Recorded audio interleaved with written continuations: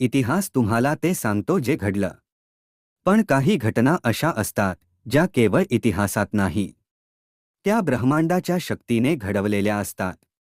सरदार, समोरच्या डोंगरावर 200 मुघल. आपण फक्त 25. पण माघार नाही घेणार. शिवराय म्हणतात, मरण आलं तरी चालेल, पण पराभव नको.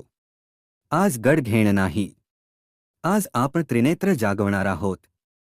जेव्हा अन्याय वाढतो, तेव्हा एक डोळा झोपतो, एक डोळा बघतो, आणि तिसरा त्रिनेत्र भस्म करतो.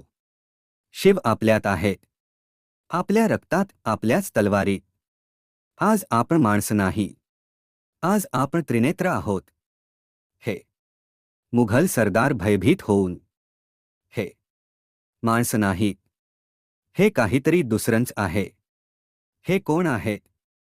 महाकालाच्या सैन्याचे नाम. हे मावळे नव्हे, हे त्रिनेत्राचे शिलेदार आहेत. गड घेतला नाही, आज गगन जिंकलं आहे. कारण आज आपल्यात जागा झालंय त्रिनेत्र. या पृथ्वीवर कधी कधी माणसंही देवाचं रूप धारण करतात, आणि तेव्हा ब्रह्मांडही त्यांना थांबवू शकत नाही. हाच वारसा आहे आपला.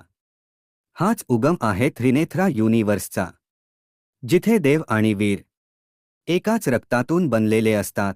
सत्ययुगात त्रिनेत्र महादेवाने उघडलं होतं. आजही जिथे अन्याय होतो, ती डोळा उघडतो, आणि निर्माण होतो एक नवा त्रिनेत्रा. ही फक्त कथा नाही, ही आहे खरी घटना, पण एका दैवी रूपात. कॉमेंट करा, तुमच्यात आहे का त्रिनेत्राची ज्योत? सबस्क्राईब करा आणि सामील व्हा त्रिनेत्रा युनिवर्समध्ये.